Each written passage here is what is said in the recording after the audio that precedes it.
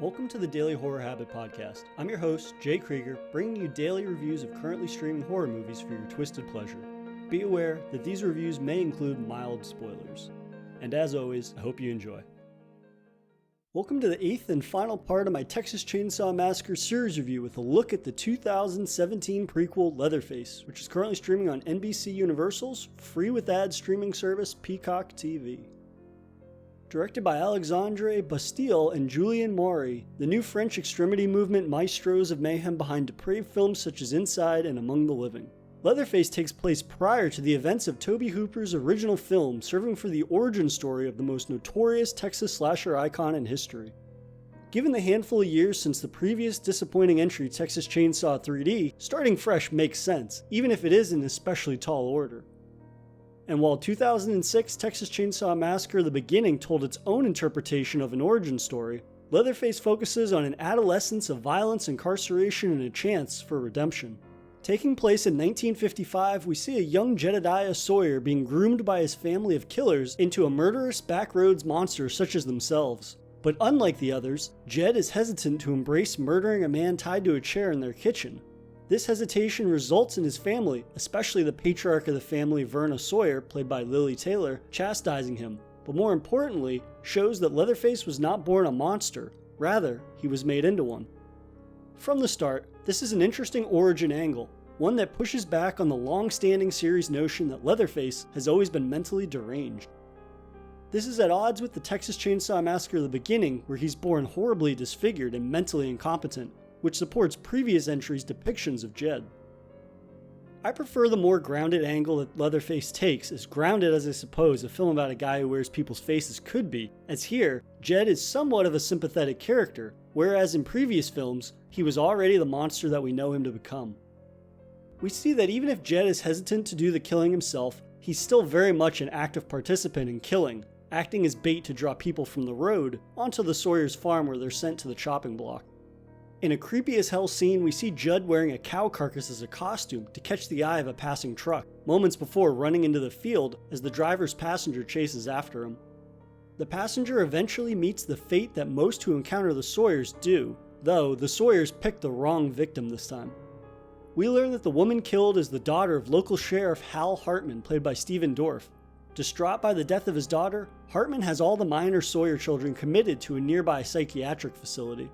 The film then jumps 10 years into Jed, now known as Jackson, played by Sam Strike's stay at a mental hospital, ruled by an abusive and sadistic head doctor. Though, after a prison break of sorts, the hospital is thrown into chaos, and Jackson, 3 other patients, and a nurse being held hostage escape and set out on a road trip for Mexico. Though it doesn't take long for Sheriff Hartman to pick up their trail fueled by vengeance for his daughter's death. Here's where the film largely becomes a muddled, meandering mess for nearly an hour.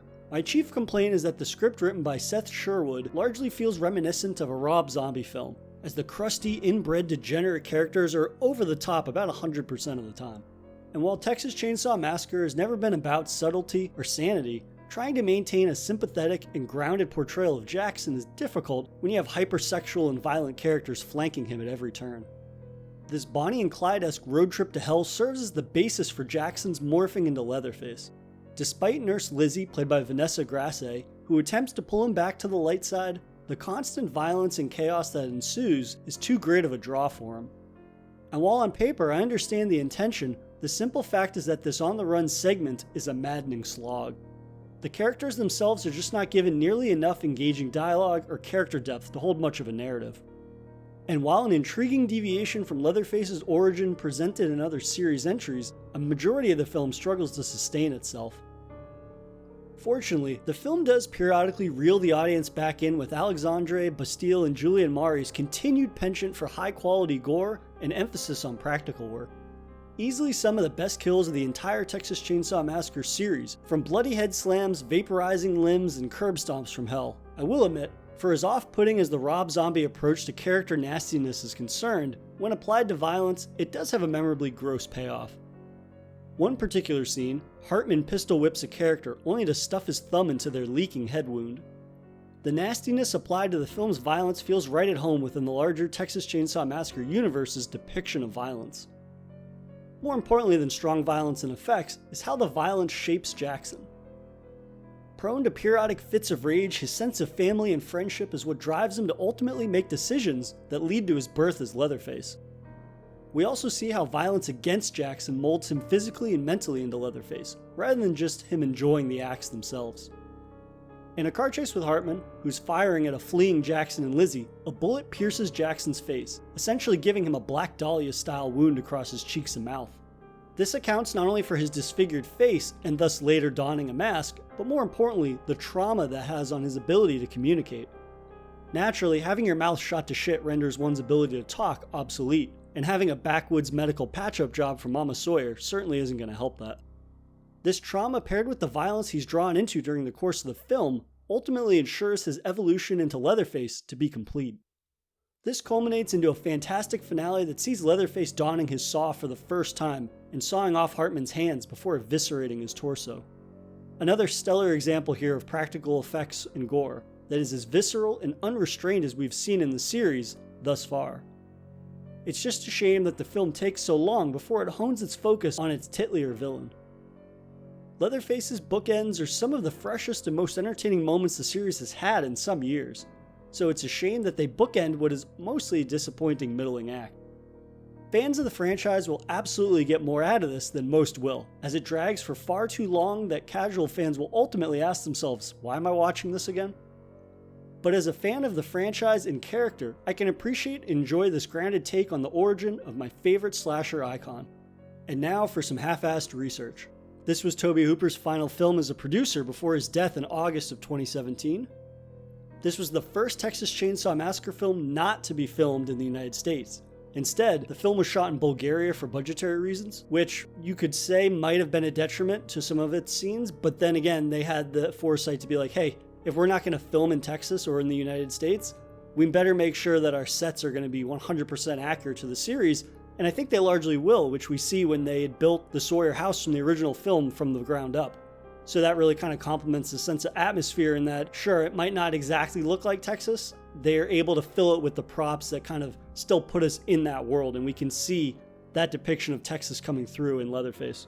And lastly, I thought it was interesting that Leatherface has a connection to Texas Chainsaw 3D in that Stephen Dorff's character, Hal Hartman, is the father of Bert Hartman, who is the lead detective in Texas Chainsaw 3D. And while I'm not a fan of Texas Chainsaw 3D, it's kind of cool that they're able to kind of connect the most recent film prior to Leatherface's release. If anything, 2017's Leatherface makes me hopeful for the future of the Texas Chainsaw Massacre series as a whole. It shows that after the disastrous Texas Chainsaw 3D, there are capable creative teams out there who can put the buzz back into Leatherface's Saw in new and gruesome ways. And if there's one thing I've learned from my overall series review of the Texas Chainsaw Massacre, it's that for a slasher to be effective, you don't have to shroud it in darkness. You can make your nightmare as sun-scorched as you want, so long as you ensure that you make the madness and mania of the narrative you're trying to tell palpable for an audience. So thank you for joining me on this complete series review of the Texas Chainsaw Massacre. And I can announce that my next solo series review will be that of the Fly series, beginning with the 1958 original and its two sequels, Return and Curse of the Fly, all the way through its 80s rebirth with Cronenberg's 86 masterpiece The Fly and its subsequent sequel, The Fly 2. And as is usually the case, I've only seen one of these films previously, that being Cronenberg's The Fly, so I'm incredibly excited to watch the 4 other entries in the series for a first-time viewing. Be on the lookout for part 1 of my Fly series review next week. If you enjoyed this episode, please subscribe to Daily Horror Habit on your preferred streaming service and follow @Daily Horror Habit on Instagram and @Daily Horror Pod on Twitter.